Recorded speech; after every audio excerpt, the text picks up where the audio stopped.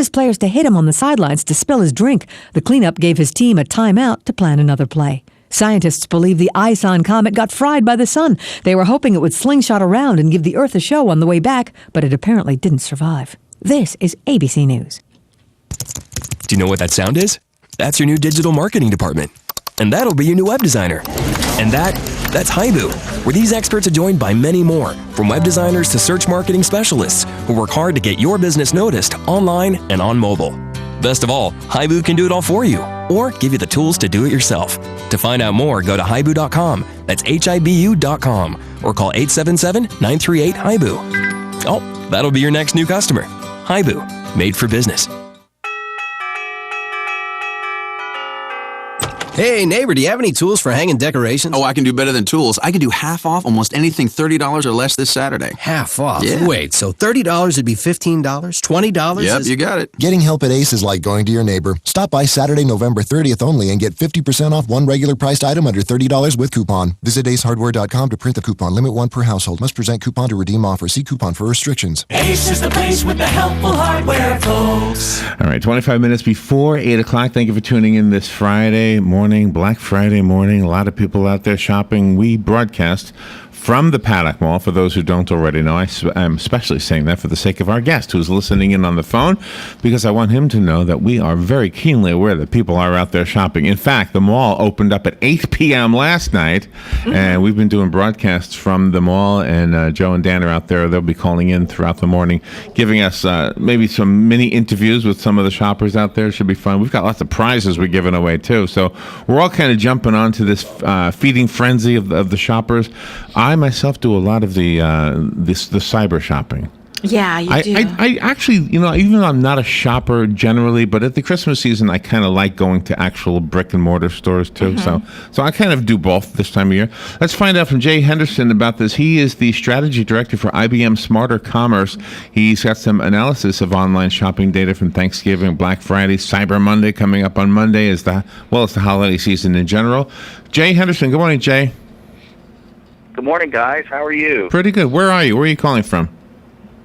I'm calling from Boston, Massachusetts. Boston. Freezing up there right now, right? Yeah, it's been very chilly the last couple days.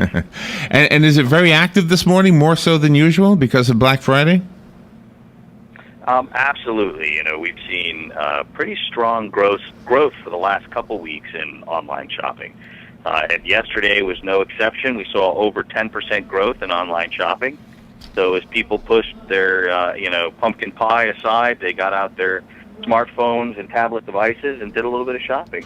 So do you think that the businesses shot themselves in the foot by opening up on Thanksgiving Day?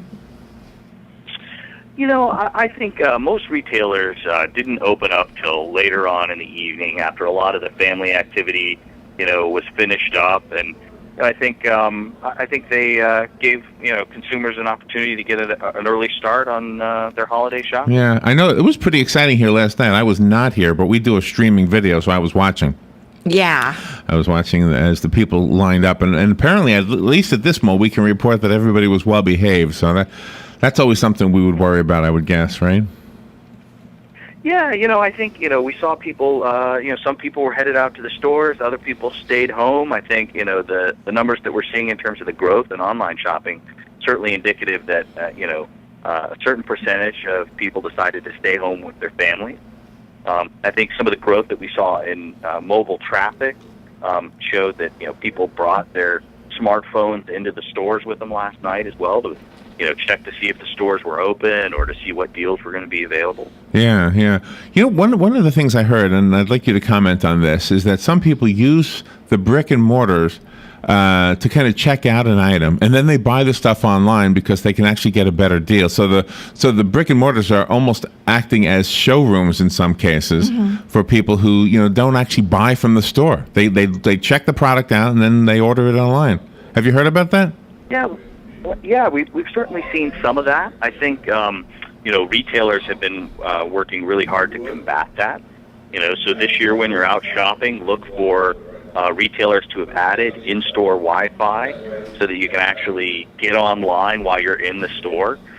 That's going to help you find ratings and reviews about the products you're looking at. And also do some price comparison, because a lot of retailers this year are matching prices. So, if you find that better price online, you can actually go ahead and buy it in the store, and they'll match the price. So you can kind of combine the great price you find on the internet with the instant gratification of being in the store and touching it, feeling it, and taking it home with you.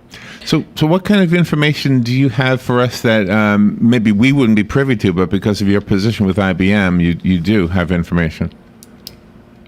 Yeah, so probably one of the most interesting trends, beyond just sort of online shopping being up, is we're really seeing huge growth in mobile devices being used to both browse shopping sites as well as buy.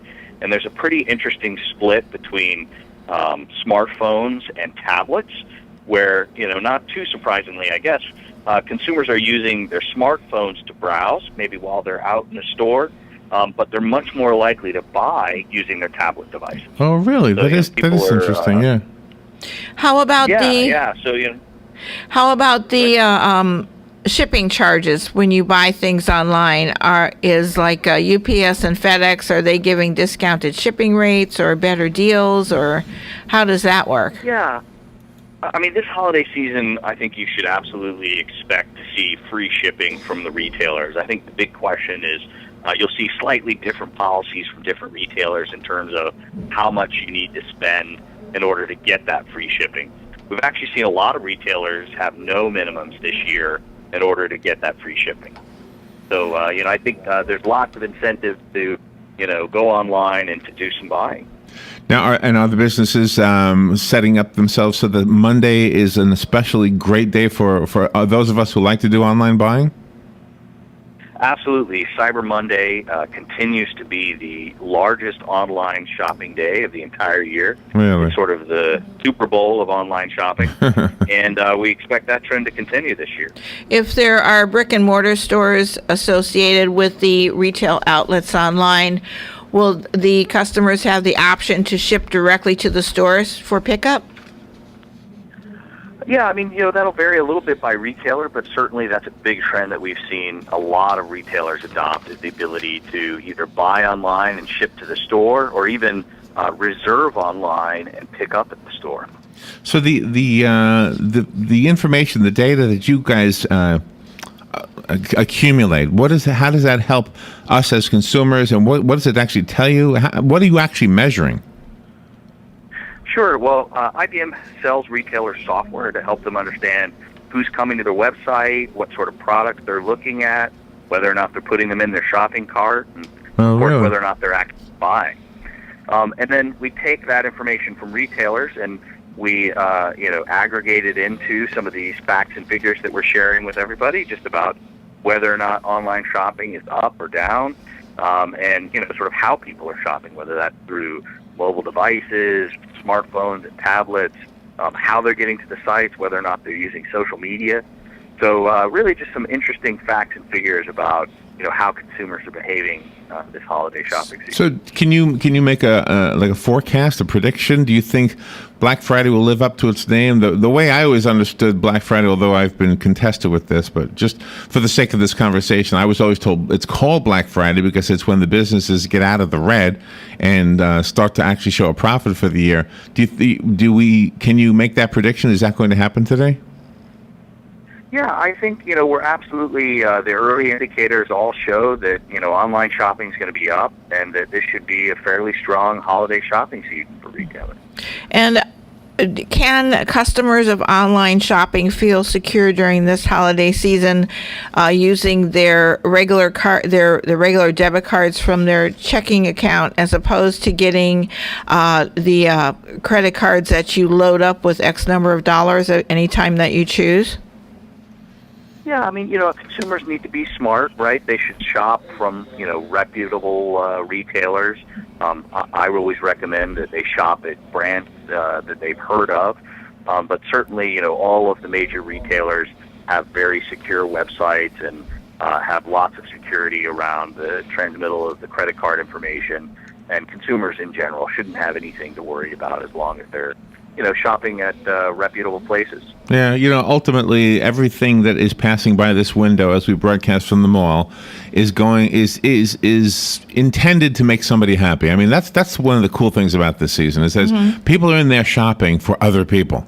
Yeah, that's usually what it is, right? Yes. So they're walking out with these. I saw one guy with a huge box. It looked like some kind of a toy. I looking maybe a car, what do they call it, like a racetrack or something. Oh, wow. And I thought, you know what? He's buying that so that's in December 25th, that some child is going to be so excited, right? Mm-hmm. It's kind of a cool thing to think about commerce in that way, is that it's just a way that we as human beings can make other people just give a little something to make them feel happy.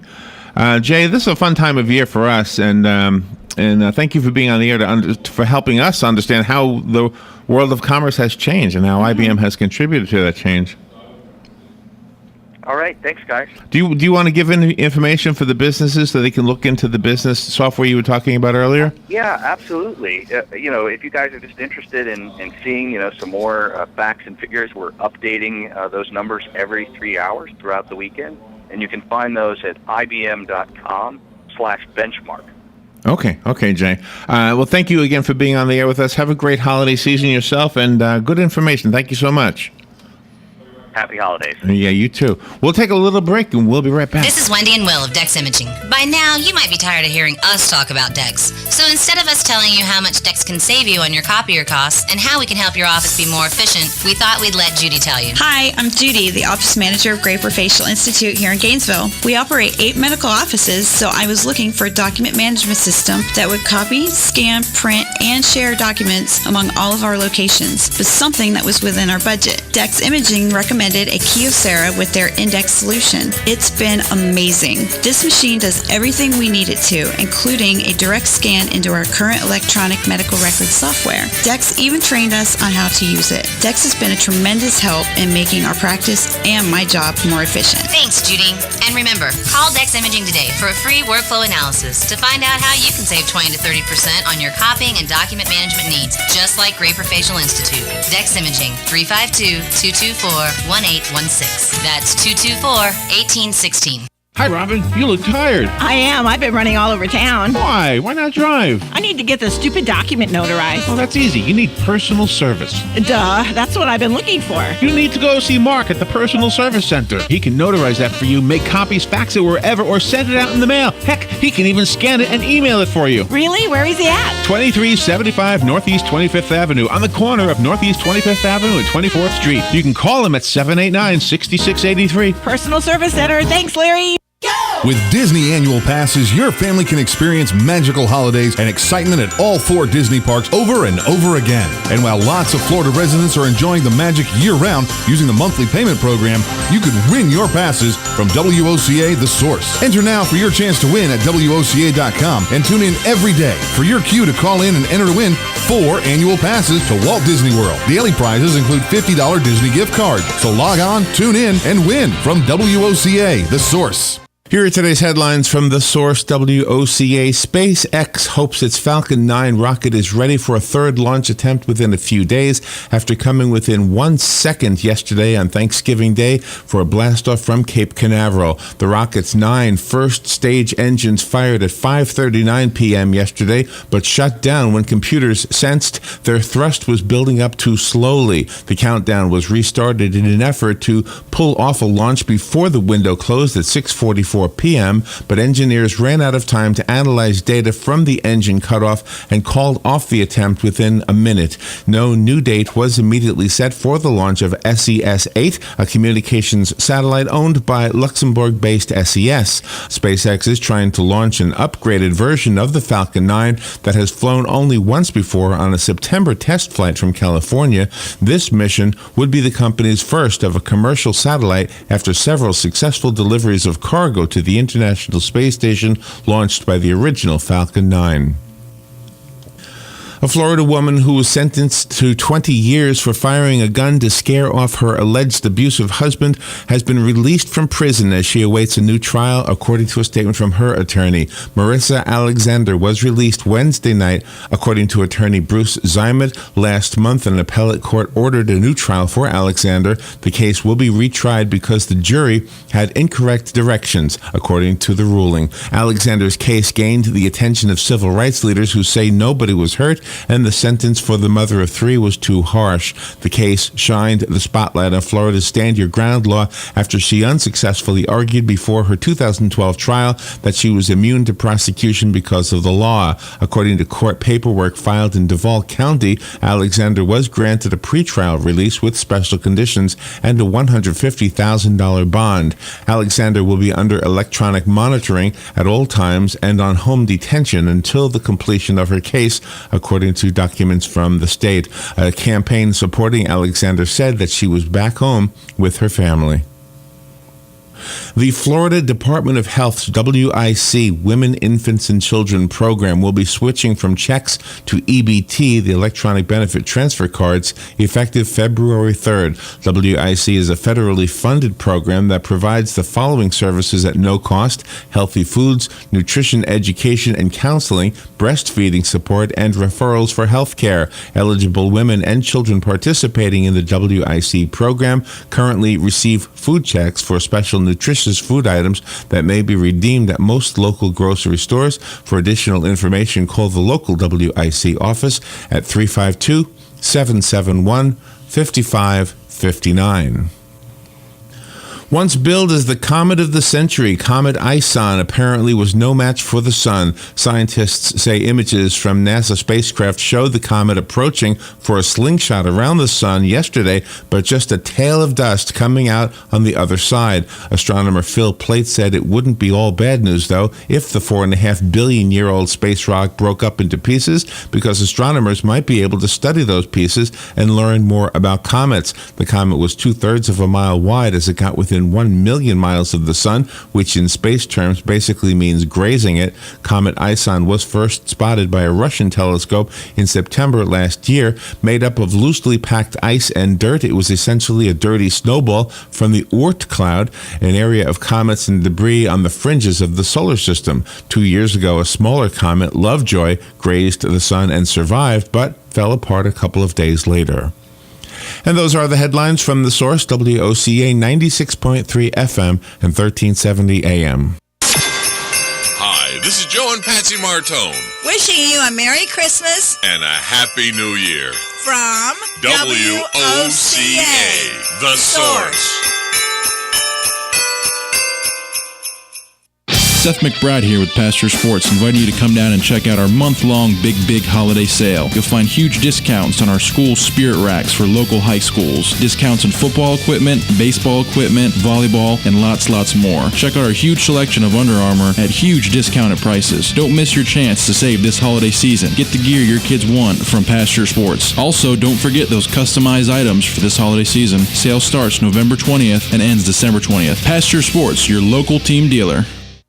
If you haven't been downtown lately, then you haven't been to the all-new Corkscrew, a new place to make wine and now beer. Come check out the handcrafted wine and beer, sit out on our new outdoor patio, and enjoy the live music every Friday and Saturday night. And with the holidays just around the corner, the Corkscrew has you covered with the perfect unique gift idea, a custom wine that you make yourself. The Corkscrew also has a one-of-a-kind location that's the perfect environment for parties. So stop by today and see what's new at the Corkscrew, 16 Southwest Broadway, downtown Ocala. The 39 Steps. Mysterious comedy or comic mystery? The Hitchcock-inspired spy thriller spoof, The 39 Steps, is fearfully fun from November 7th through December 1st, live on stage at the Ocala Civic Theater. When a woman is found murdered in a London apartment, the innocent man goes on the run in search for a shadowy organization called The 39 Steps, with the police hot on his trail from English music halls to the Scottish Highlands, with train chases and plane crashes along the way. This fast-paced whodunit is a dizzy delight, playing at the Ocala Civic Theater, The 39 Steps.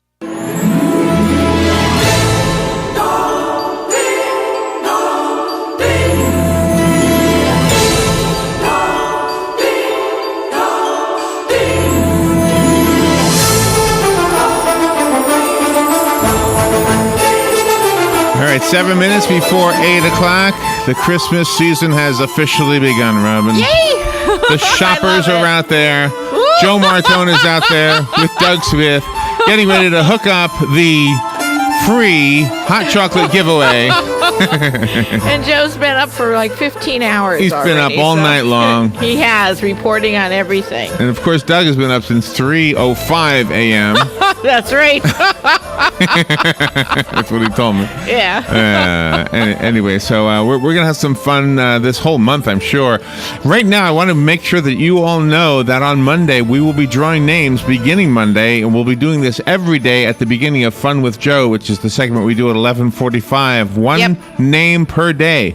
Each name will win a prize for 12 days, and if you don't call in within 12 minutes, you don't get anything, and the prize gets handed over to the next guy who might actually call in. So get your name into the running. If you call right now, 732-8000, you might get somebody who answers the phone, and you might get the answering machine. Either way, just leave the information. We'll put your name in the fishbowl or whatever we're using for this thing, and beginning Monday, we will pick those names one at a time.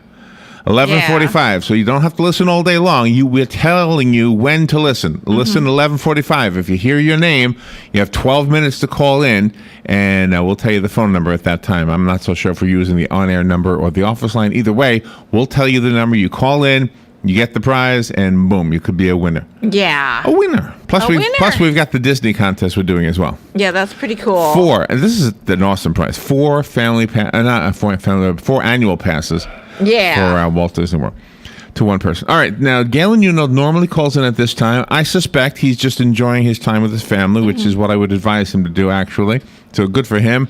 Hopefully he had a great Thanksgiving. But let's not forget the important reason Galen calls every weekday morning, which is to remind all of us that if we don't step up to the plate and donate blood to the different blood banks. Life South is the one that Galen represents. But if you don't donate blood, there's no blood there to be used when somebody needs it. And somebody needs it every single day. Yep. Every day. If you walk through the hospital and peek into the rooms, you will see somebody getting some blood that somebody donated. Exactly. And it's as simple as that. The blood doesn't arrive any other way than from people like you and I and Robin and everybody who simply goes down and donates blood. So if you get a chance, go to Life South on Silver Springs Boulevard or in Denellen by Sweet Bay, or if you can see the Bloodmobile out there somewhere, there is a website to tell you where the Bloodmobile is. It's lifesouth.org, lifesouth.org, and find out where it is, donate some blood, and you can't give a better gift. No, you cannot. You'll never see the joy of the person opening your gift, because this is one of those things that stays a secret. You donate blood and just be on your way, and your blood will help save somebody's life. Just know in your heart that you are a giver and you have saved a person's life. And if you've never done it, and you're honest with yourself, and the reason you've never done it is that you're scared, afraid, I was there. I did not give until I was in my 40s. I've told the story hundreds of times.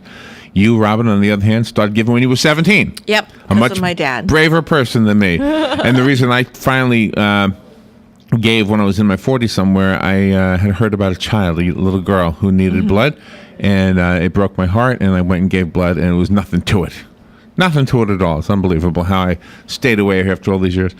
All right, so what I have here normally when Galen calls in, not only do we talk about the importance of donating blood, but we usually have something fun to talk about. It's something I prepare, and I have something of that description right here, right now. And these are fun. These are very fun. These are some expensive stuff that was lost or destroyed. Valuable things. So I'm going to tell you, frustrating as it is, some of these things were just kind of discarded. Let me start with the country of Spain. Okay. Listen to this. Platinum at one time was not considered valuable. Really? It was not as shiny as gold. Was not able to kill werewolves like silver can. But it is a precious metal for sure. The price right now, when I looked it up this morning, a single ounce would go about for $1,400. That's for platinum. Wow. But go back to the 16th century, and nobody wanted it. Nobody wanted platinum. When the Spanish first encountered the metal in Ecuador, they initially believed it to be unripe gold. For some reason, they thought gold had to be ripened. Okay, there you go. It was very similar in density. Platinum and gold are similar in density. Anyway, the metal was ignored by everybody except for a group of people who were forging it, taking advantage of the density of the metal. They were using it to create counterfeit gold coins. Oh, my. Apparently, they weren't easy to tell from the real thing. The problem actually got so severe that both the Spanish and the English governments were at a loss as to what to do to combat all the counterfeit gold, which was really platinum. Wow. So, the Spanish came up with an idea. Uh-huh. They figured out what they could do is dump every piece of platinum they could find in their entire country into the sea in order to combat the forging problem. Oh, gosh. Little did they realize that 100 years or so later, the metal would be so valuable that the roads in the Colombian towns where they tore up the metal were literally paved with gold. When rich veins of platinum were found beneath those roads, they dug them up, tossed them in the sea to stop the counterfeiters from making. Oh, my gosh. So who knows how much is down there? And I guess if you know where it is, good for you. Go get that platinum. It's under the sea somewhere. Yeah. Gosh, what a great story this is. There you go. So that's one of the frustrating ways expensive stuff has been lost. All right, here's another one. This is about cognac. Cognac. Oh, okay. Listen to this story. Salvador Calabrese, a bartender at the Playboy Club in London, okay, was in the middle of preparing his record-breaking $7,800 cocktail when the customer who ordered it asked if they could hold the incredibly rare and wicked expensive bottle of 1788 Clos de Griffier Vieux that was supposed to make up the bulk of the drink, all $78,000 worth. The customer, for no explainable reason, dropped the bottle, smashing its contents all over the floor. The real kicker was that Salvador had yet to add the cognac to the cocktail, meaning not only was his virtually irreplaceable cognac now in pieces, but so was his record attempt. Oh, that's what it was. That customer was a plant. Salvador forgave the customer. He said that he couldn't be angry at someone for wanting to appreciate such a fine bottle of cognac. The fact that it was insured, presumably also a factor in Salvador's quickness to forgive, but wow. Yeah, but gee, you don't ever let anybody else handle your stuff, especially if they're a stranger. And maybe that was a plant. Maybe they just wanted who knows? Maybe they wanted the insurance money, right? Yeah, but boy, don't trust anybody with your stuff. So you're buying some expensive stuff, be aware. Some idiot might break it on you. Yeah. By the way, this is WOCA Ocala. The source. You're the only one here to do that, Rob. Ooh, I got to say it for the first time. All right, now listen to this. Listen to this. There was a chandelier that was valued at $1.8 million, and it hung in Kuwait. It was located at the 360 Mall in Kuwait. Okay. A teenager decided to throw his shoe at it for no reason. The shoe was one of those Crocs, by the way, which those of you who know about Crocs and care about Crocs say, wow, at least he could have thrown an expensive shoe, but he didn't. He threw a Croc. Oh, gee. The chandelier, which was valued, as I say, at $1.8 million, suffered severe damage as a result of the shoe throwing. Oh my gosh! Apparently, the fate, because this is in Kuwait, of the teenager is not known. Yeah, we're never going to hear about that or hear from the teenager again. Wow, so there you go. The chandelier destroyed by somebody throwing a shoe at it. Yeah. I wonder if there's somebody famous that's going to come into that. Now listen to this one. This one isn't even tangible. This is a $9,000 video game ship. Oh. This is unbelievable. You can play games and with real money buy things online that go in your games. Really? Yes. Really? Listen to this. There's a game called Eve, EVE. Okay. And when you buy Eve, when you play Eve, I guess you can buy items with real money, okay? Okay. There's something called Plex. It's an item from the world of Eve online that can be purchased with real-world money that grants 30 days of in-game playtime. Plex is a valuable commodity. It can be traded or sold in a game and even sold to people in the real world for real money. Wow. Plex can be destroyed, however, or stolen in the game by other players. In other words, you could spend money on Plex and have some jerk blow it up for no reason. Oh my gosh! And then your money's all gone. Okay. So anyway, what actually happened was this. One of the most expensive ships in the game is the so-called Revenant. It's a ship with a real-world value estimated at somewhere around $9,000. Oh gosh! It is really not the most expensive thing, actually. Wow. But this is this story. Anyway, so some player bought this ship for $9,000. It's not a real ship. It's on a game.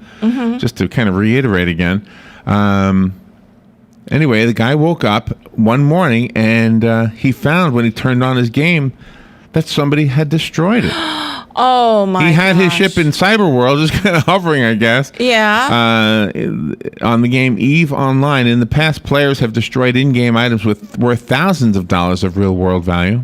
Why would they do that? Why Because would they waste money It's by? a game. But anyway, so this guy had his $9,000 ship obliterated, and it's kind of hard for me to imagine. I mean, can't you write to the people you paid the money to? Hey, my ship was destroyed. Can you make me another one? Yeah, exactly. I mean, it's virtual. It's not even real. Oh, and you're out $9,000. That's unbelievable.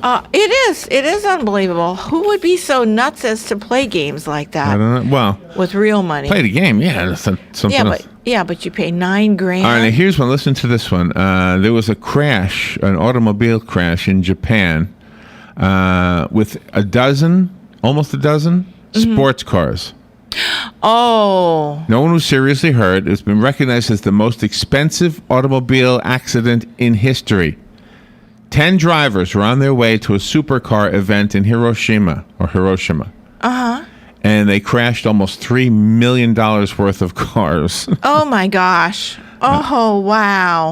Let's see. Several of the drivers were accused of violating traffic laws, and some of the drivers openly admitted they had no idea how powerful their cars were when later questioned about the crash. In other words, millions of dollars worth of Ferraris were destroyed because the idiots driving them couldn't resist showing them off. Oh, gee.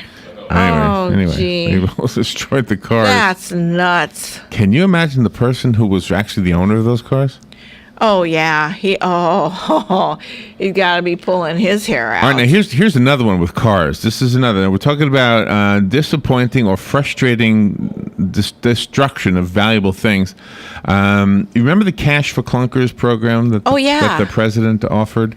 Yeah. It was actually called the Car Allowance Rebate System, which if you figure out the acronym, it spells out CARS. Okay. Car Allowance Rebate System. Remember this? We called it Cash for Clunkers. Yeah. It was a way of getting older, less fuel-efficient cars off the road, and it was a government program. The plan largely did what it was supposed to do, even though it had some political implications and some debate, but more or less it was considered a successful program. Well, some of the cars that people had considered worthless were actually super rare or old cars that a collector might have paid a fortune for. So the government that paid the cash for the cars, they didn't even bother to check them out to make sure they weren't flattened rare? them out. The car blog site, the car blog site called Jalopnik, as in Jalopnik, noted that among the hundreds of effectively worthless cars that were destroyed, there were some genuine gems. For example, someone actually traded in a Bentley Continental R, a car with an estimated value of over $300,000, which was also one of only 1,290 cars built. Oh, wow. Another traded in an Aston Martin DB7 Volante, which was one of only 7,000 ever built, along with being worth over $100,000. Oh, gee. In other words, someone out there actually didn't think James Bond's car's cousin was worth anything other than scrap metal. So. Yeah. But the people that... Oh, gee. There were also some collectors would have died or not died, but paid a fortune for Corvettes, Mustangs, Camaros that were destroyed, all as part of the Cash for Clunkers program. Oh, certainly. Very, very poor planning. All right, some more valuable things that were frustratingly destroyed. Okay. Listen to this, Robin. The very first edition of the Harry Potter book only printed between 300 and 500 copies. Oh. When J.R. was it J.K.? Yes. J.K. Rowling. J.K. Rowling. Okay. Yep. Had them printed. I guess she did it on her own. Okay. And she only had between 300 and 500 printed. Anyway, self-published. if you have, I don't know that. I don't want to say that without knowing for a fact. okay. But anyway, if you have one, it could be about a $50,000 book. Oh, gosh. Nigel Reynolds is one of those people like us, Robin. He gets books before they're really out there. He's one of these people who gets to read a book to review it. And you and I are in that category. He received one of J.K. Rowling's books. Oh, my. Before she was famous, before Harry Potter was famous. During the course of the interview, Rowling gave Reynolds a copy of Harry Potter and the Philosopher's Stone as thanks for an interview, which Reynolds promptly threw away seconds after getting back to his office. Oh, he should have given it to somebody. Reynolds didn't even bother to wait to see if J.K. Rowling's book ended up successful. Instead of doing literally the easiest thing possible, which was to throw it away, Reynolds chose to throw the book into the garbage, and rather than wait to see. Now, here's the irony here. Okay. About a year later, after Harry Potter became famous, he was actually standing in line to have his son's first non-first edition copy of Harry Potter signed by Rowling. Gee. So he went and bought another one now that it was a household name. Of course. And he didn't have the one he threw away. A lot of people do that. They're followers. They're not the visionaries. Got three more things, frustrating ways that were expensive stuff was lost or destroyed. This one is a kidney. You might remember this one. This was when, let's see, the story goes that a Paul Fudax Jr., in an attempt to save the life of his older sister, donated one of his kidneys for a transplant. Right.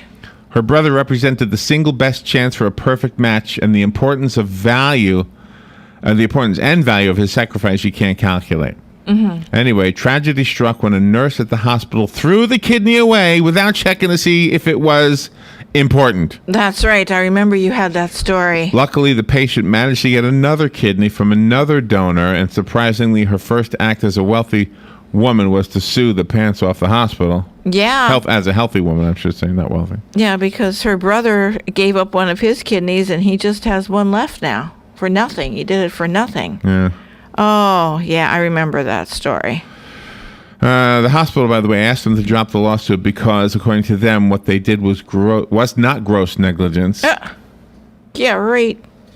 But I wasn't there, so I should not judge. All right, the last two. There are dozens of stories about janitors and even well-meaning museum patrons accidentally throwing away or damaging pieces of valuable art because they simply didn't know it was art. Oh, my gosh. For example, Gustav Metzger's art was thrown away while on display at the Tate Museum when someone mistook a stray plastic bag as exactly that and not a piece of the artwork. To be fair to the janitor who threw it away, the bag was sitting on the floor next to another piece of art, so it was only natural for the person to presume it was a bag of trash. Yeah. In the same museum, another bag of rubbish, which was also for some reason a really valuable piece of art, was thrown away by a cleaning lady who again mistook it for a piece of trash. Oh my! Well, why are these artists making art that looks like a bag of trash? Who knows? Yeah, that's crazy. It's installation art. In Germany, a cleaning lady made a similar mistake, accidentally cleaned a dirty bucket worth hundreds of thousands of dollars that was on display, not knowing that the stains in the bucket were carefully applied paint. Oh, gee. In London, an impromptu piece of work by Damien Hirst, which literally consisted of empty beer bottles thrown around a museum, were hustled away by a criminally underpaid museum staffer just trying to do his job. There you go. Anyway, so think about some of the things that we call art. Yeah. And ask yourself if you really can blame these janitorial staff people who are for throwing these things away. Yeah, I mean, if a guy puts beer bottles around a museum and considers it an art piece, what the heck? That's crazy. I mean, did he make the art? Did he make the bottles, or did he just go empty them and spread them around? Yeah, that's probably what it was. Those installation artists. And then there's the artist. Cool. The last one is the artist who burned over $1 million. Oh. On purpose. Oh. As art. Uh-huh. This example is different from the others because the people destroying the thing of value, in this case cold hard cash, were well aware of its value. The K Foundation was a duo consisting of two artists, Bill Drummond and Jimmy Cauty. Mm-hmm. Though the pair had enjoyed reasonable success as musicians under the name the KLF, their real passion was art. However, rather than painting pretty pictures or throwing things in a museum, they decided to do something more extravagant. Aptly titled The K Foundation Burn $1 Million, the pair gathered virtually every penny they had ever earned and burned it at a disused boathouse. Oh, gee. Oh, They just burned it, Robin. Oh, how insane is that? How many children could they have fed and clothed for $1 million? There you go. Boy, that's a great way to our neighborhood. That's a great way to look at that. Yeah, that's stupidity. That's so anyway, some art. frustrating ways that expensive stuff has been lost or destroyed. If you're out there shopping this Black Friday and you're picking up some expensive stuff, remember it is subject to some idiot deciding to destroy it or damage it or something. That's right. The real reason we speak to Galen every morning is to remind everybody that donating blood helps save lives. So in Galen's absence, having a good day, I hope, with his family on the day after Thanksgiving. Yeah. Let's close out our segment by reminding you once again, if you have extra blood, and apparently we all do. We all have enough blood that we can spare a pint every 8 weeks. Yep. Go to Life South on Silver Springs Boulevard, donate a pint or unit as they call it now. Or in Denellen, you would go next to Sweet Bay. Yes, you would. In Denellen and donate some blood over there. And if you can find the Bloodmobile, you can go there. You can locate the Bloodmobile by going to lifesouth.org, and there is a place on the website that shows you where the Bloodmobile is. So. Yep.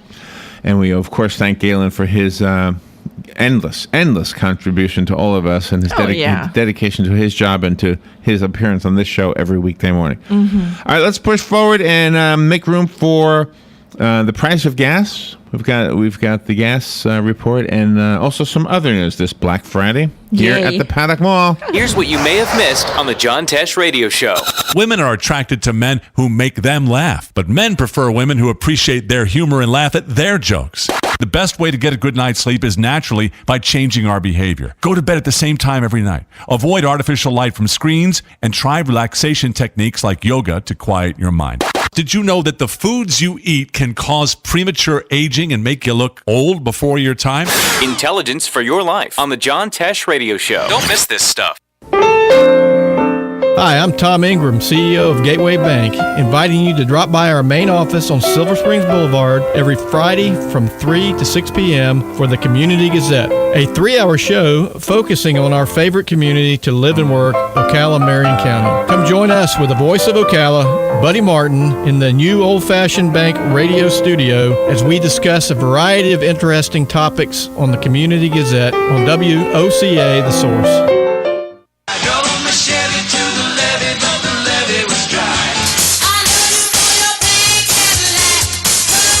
All right, Robin, let's look at the price of gasoline and see who's got the best deal this Black Friday. As you're out driving, you're going to need some gas in that thing. Yeah. Today, the price for a gallon of regular unleaded in Ocala, the average price is $3.46. That's up a penny since yesterday. $3.46 up a penny. The best price I can tell you about in our community was called in 3 hours ago over in Denellen.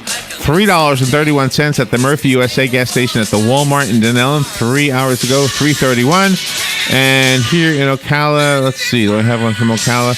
Yeah, 3 hours ago, the BP station at 1415 Northwest 10th Street has gas for $3.39 a gallon. All right, we'll be back. Hi, I'm Leah Caruso with Strive Rehabilitation, inviting you to join me Thursday at 11 a.m. for Health Matters. Ocala Health and Strive have teamed up to bring you the latest information on good health services available to you right here at home. This vital information will help you make informed decisions about your health. So don't forget to join me here at 11 a.m. Thursday. It's news you can use from Ocala Health, Strive, and your friends here at WOCA. On the next Voice of Ocala, amusement park by the show.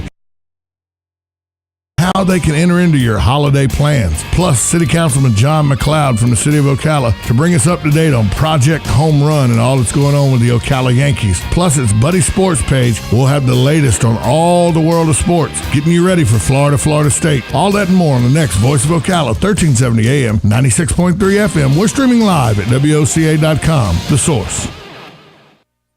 Hurricane season is upon us. WOCA and Sunbelt Rentals wants you to be prepared. Sunbelt Rentals has the equipment to help, like air nailers, aerial lifts, chainsaws, chippers, and stump grinders. They have light towers, skid steer loaders, and generators, just to name a few. Sometimes you might need a little help cleaning up afterwards.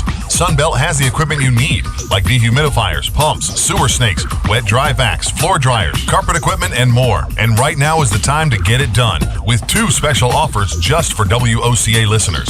If you rent Friday after 3 p.m. and return it Monday before 9 a.m., you will only be charged for 1 day. Plus, just by mentioning WOCA, you get 25% off your rental. You heard right, not 5 or 10, but 25% off your rental just by mentioning that you heard it here on WOCA. But you'd better hurry. This is a limited time offer. Visit Sunbelt today on Highway 27, just half mile east of I-75. Give them a call at 369-9101 or visit them on the web, sunbelt.com.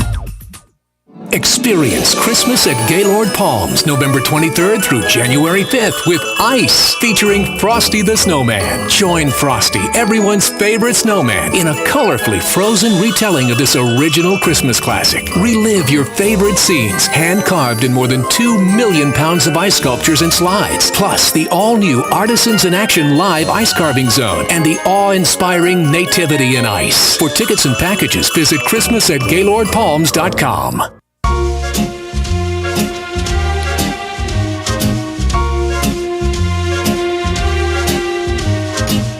Santa baby, slip a staple under the tree for me. I've been an awful good girl, Santa baby, and hurry down the chimney tonight. All right, 20 minutes after 8 o'clock, and it is the beginning of the Christmas season, and we're just enjoying. You know, I like this time of year because I get to play these songs. Yeah, it's fun. Let's see, hey, Doug is outside right now, ready to hand out some free hot chocolate, although I don't see the canister out there yet. But if you're coming by the mall, there is some free hot chocolate waiting for you. Just say hi to Doug, and also you can fill out another entry form to win something. I'm not so sure what they're getting tickets for out there. What is that for? It looks like 12 Days of Christmas. Oh, that's for the 12 Days of Christmas? Yeah. Okay. All right. Yeah, that's pretty cool. So come and see Doug. That's right. Get some hot chocolate. Yes. I don't even see Doug out there. Where is he? No, I don't know. Maybe they're getting the canister and the hot chocolate. They're probably getting it already. Yeah.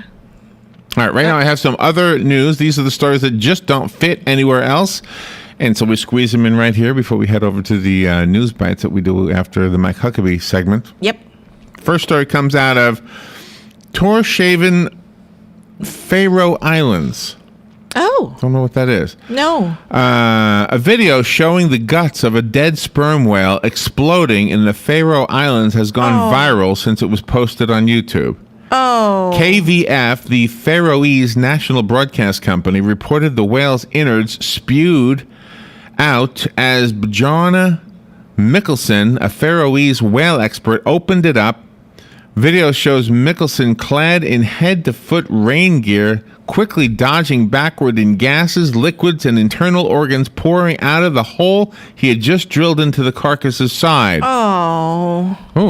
The explosion apparently came from gases caused by decomposition and trapped inside the whale until Mikkelsen opened it up. The plan was to put the whale skeleton on exhibit in the museum. I guess they'll still do that. Oh, so it was an accidental blowing up. They didn't just ignite it and just had everything flipping everywhere. Yeah, I thought the same thing. Oh, I'll have to look at that video later on. It is included on here. Well, next time he's going to open the whale's mouth. Just put the sperm whale explodes in your YouTube thing, and you'll find it. That's what it's called. He wasn't hurt, though. I mean, he was okay. He didn't. The man? Yeah, the man didn't. No, the man apparently okay. The whale was dead already. They were just, I don't know. But the man was okay. Right. Yeah. Okay. Good. That's nasty. Yeah. All right. Next story out of Dover, Tennessee. Growing equipment donated to a Tennessee school by a drug task force came with something extra: a bit of pot nestled under some lights. That's a serendipity. A member of the 23rd Judicial District Drug Task Force delivered about $20,000 worth of grow lights and hydroponic growing equipment the agency had seized to Stewart County High School. And agriculture teacher Jordan McMillan came across the marijuana while inventorying the items, which were to be used in the school's greenhouse. Oh, okay. Anyway, Alrighty. that's kind of a funny little story there. Yeah, I like that story. All right, next one out of Oak Hill, Florida, somewhere in Florida here. 3 burglary suspects were caught after being interrupted by a gun-firing Florida homeowner. Oh, my. Helped by a neighbor who was an ex-boxer. Oh, gosh. That's nice. Ira Roberts of Oak Hill said he fired a shot into the ground after he and his wife spotted what appeared to be several people trying to break into a small residence attached to their main home Tuesday afternoon. This is according to Channel 2, WESH. I got this from them. Wow. I knew I couldn't shoot them. Legally, you can't shoot them when they're running away, so I pumped one into the ground, which was good. It alerted all my neighbors. One of those neighbors was Beverly Rose, a former professional boxer, who sprang into action and tackled one of the suspects, identified as Justin Goodrich, who's 23 years old. I did make a comment to him. Now he liked how he liked being caught and tackled by a 44-year-old woman. 2 other suspects, identified as 23-year-old Kayla Self of New Smyrna Beach and 18-year-old Alex Safford of Oak Hill, fled in a vehicle but were apprehended by authorities several miles away. A 4th suspect, 26-year-old James Watson of New Smyrna, was caught with the help of a police dog in nearby woods, and a 5th suspect, Joseph Jones, who did not have his age given or his hometown, was arrested in Edgewater Wednesday morning, just 2 days ago. Oh, wow. Wow. That is wow. The good guys win for a change. They sure did. Wow. All right, the next story is out of New York. New York's Staten Island Zoo is searching for a red fox that may have escaped into the surrounding community. Oh, my gosh. The fox, named Montana, burrowed out of her outdoor enclosure sometime Monday evening, according to the New York Daily News. Zoo officials said they have searched the grounds and now fear Montana may have escaped into the community. Wow. Morris said Brian Morris, who's the zoo spokesman, said that the fox, who has spent her whole life at the zoo, may have had a hard time finding food and shelter on her own. Oh. I hope somebody Well, finds it's probably unusual. So somebody will find the fox, and they'll call, and that fox will be returned home. Next story is also out of New York. New York is taking down all of its signs reminding dog owners to clean up after their dogs, causing some concern among residents. The sanitation department, which owns the signs, said it won't replace the old faded signs. The department has not replaced any of the signs in 10 years due to budget cutbacks. Dog feces on sidewalks was banned by the city in 1978, and those caught not cleaning up after their dogs can be given a $250 penalty. Department of Transportation Commissioner Janet Sadiq Khan, whose agency is taking down the sign, said she's not worried about the streets being covered with dog feces. She says the New Yorkers are already aware of the law. Yep, they do a good job. Yeah, I'm sure they are. Yeah, if you're a good dog owner, you'll have those little poop bags with you wherever you go. We have bags. Yeah, I hate doing that, but yeah. I know. That's just the disgusting part, but we do pick up. The next story is out of Miami. A disabled dog from Miami who made the news after he was found wandering the streets in a doggy wheelchair. Oh, that's that crazy. Poor thing. Has been reunited with his owner. The dog is a 7-year-old male schnauzer named Puppy, whose back legs are paralyzed, was found walking around in northwest Miami using his custom-made wheelchair that supports his hind legs. Oh. The person that found Puppy brought him to Miami-Dade Animal Services, which issued a public plea for the owner. Several media outlets featured news stories about the dog. It turns out that the puppy's owner, Maria Fernandez, was on vacation in Cuba, and her granddaughter happened to see the news coverage of the lost dog in Havana. She called her grandmother and told her the lost dog had been on TV, and she contacted us right away. Fernandez and Puppy were reunited Wednesday, after she got back to Florida. Well, that person that was taking care of that dog Somebody sure didn't do that job, yeah. Oh, my gosh. That's awful. But good thing that the puppies, it was God, the hand of God. Next story out of Seattle, a man who, by all appearances, had no money, but left a $187.6 million to several charities in Seattle when he died, was good at picking stocks, his family said. Wow. Isn't that He had something? the appearance of having no money, but when he died, $187.6 million. Jack McDonald, who died at the age of 98 in September, was known to most as a bargain hunter who wore shabby clothing and took buses instead of taxi cabs. However, his family and close friends knew he had amassed millions of dollars. Mm-hmm. In his will, McDonald left a $187.6 million charitable trust to Seattle Children's Research Institute, the University of Washington School of Law, and the Salvation Army. Oh my gosh, isn't that wonderful? Wow. Well, at least his family knew, so they were living comfortably. You would hope so, yeah. Yeah. And one more out of New York. Okay. A New York man who noticed the smell of burning fur while driving in his sport utility vehicle said he found a live cat wedged in next to the muffler. Oh, no. Oh. Coran Johnson said he and his family noticed the smell as they drove in Brooklyn, and when they looked under the vehicle at the end of the 15-minute drive, they spotted the cat's tail hanging down next to the muffler. Police arrived and were able to free the cat, which appeared startled. I bet. And had its fur singed. The cat was taken to the city shelter to be examined and appears to be doing all right. Thank God. There you go. All right, let's go forward. Mike Huckabee's coming up, and then we'll do News Bites on this Black Friday. This is the Huckabee Report for Friday. I'm Mike Huckabee from North Little Rock, Arkansas. I hope you're enjoying your Thanksgiving weekend. And today, I'd like to tell you about the remarkable lady we have to thank for it. That story next. If you're a homeowner who's faithfully made your mortgage payments, you deserve thanks for doing the right thing. And I'd like to tell you about a powerful financial tool that rewards your commitment. Hi, I'm Jay Farner, president of Quicken Loans. And the tool that I'm talking about is the Home Affordable Refinance Program, or HARP. HARP is designed to help you lower your mortgage payments. It's for homeowners who are current on their mortgage payments, but due to the housing market may have little or no equity left in their home. And even if you were unable to get a HARP loan in the past, new guidelines mean that now you may be eligible. More than 2.5 million homeowners have already taken advantage of HARP and are saving an average of $250 a month. If you're one of the millions yet to take advantage, call us today at 800-QUICKEN. To learn more, call Quicken Loans today at 800-QUICKEN or go to QuickenLoans.com. That number again is 800-QUICKEN. Important terms and conditions apply. Call us for cost information. Equal housing lender. Licensed in all 50 states. NMLS number 3030.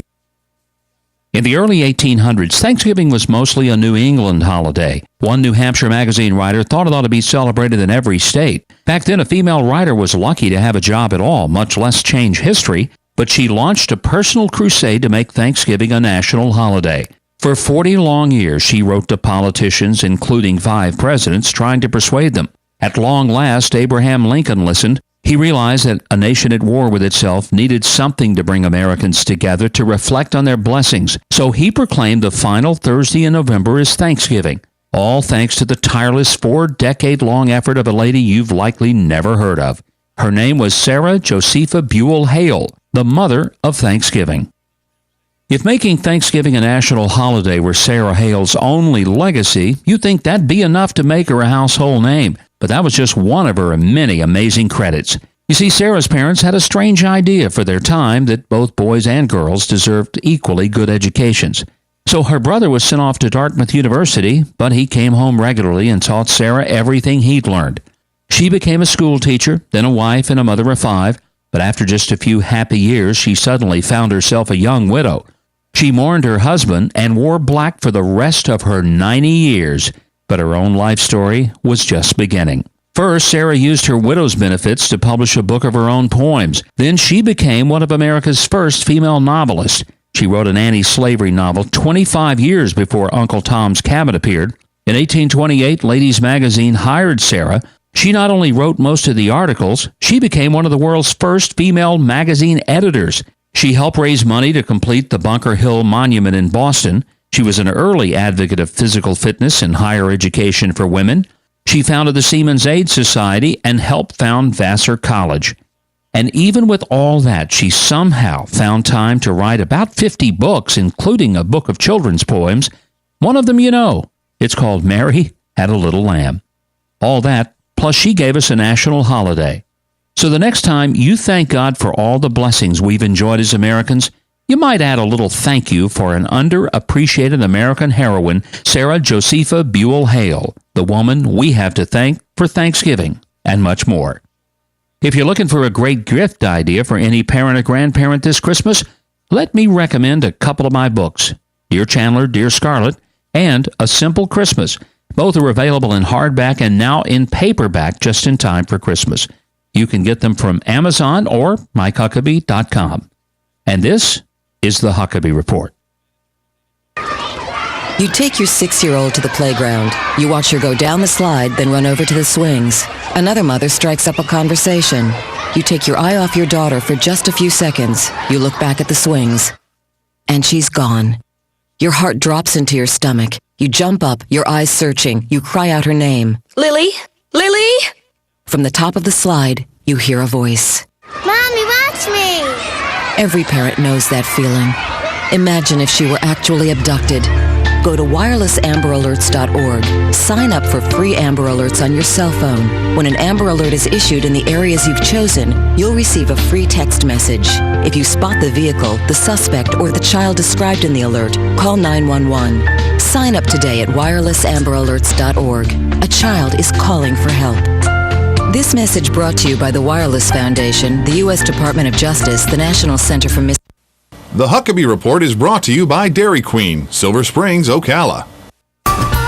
Howdy folks, RL here. I want to tell you about the best $5 bargain anywhere. For a limited time, Dairy Queen at Silver Springs is offering a sandwich or chicken strips, fries, a medium drink, and a sundae for only $5 till 4 p.m. And new on the menu is the Orange Julius line of real fruit smoothies, including protein smoothies. Our fresh-made garden salads go great with a fruit smoothie. Dairy Queen, Silver Springs, where we always treat you like kings and queens. Good credits, bad credits. It's none of our business because we're not an auto dealer. We're not a bank. We're not your mother. We're OcalaForSale.com. Marion County's marketplace for cars, trucks, and SUVs. We've got thousands of sellers standing by to take your call. No middleman. But hurry, don't walk, don't run. Just sit down and log on to OcalaForSale.com. Prices and inventory change daily. Offered at an included dealer upcharge. Undercutting, rust proofing, factory surcharge, or delivery fee. See website for details. Stay informed on everything going on in the villages with the Village Spectator newspaper. The Village Spectator is exclusively devoted to the villages with news, commentary, and more. And yes, they have Tom's Picks, a free referral for people who are looking for a company to do work for them. Tom's Picks will refer the company that fits your needs, and all we ask is that you tell them where you heard about them. Call Tom's Picks at 804-1223 and pick up your copy of the Village Spectator today. Now read Ocala Downtown newspaper online. It's cold in here. Ooh, it's hot in here. It's just right in this house. Looks like 1 out of 3 know about climate control mechanical services in Ocala. The first didn't call 291-0185. The second didn't know to call 291-0185. The third called 291-0185. So the moral of the story? To know is one thing, but to know and take action is another. Climate control mechanical services. Just right. Here's what you may have missed on the John Tesh Radio Show.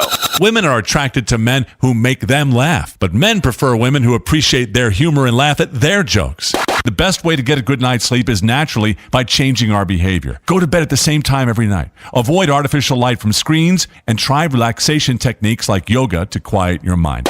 Did you know that the foods you eat can cause premature aging and make you look old before your time? Intelligence for your life on the John Tesh Radio Show. Don't miss this stuff. Don't get caught without your daily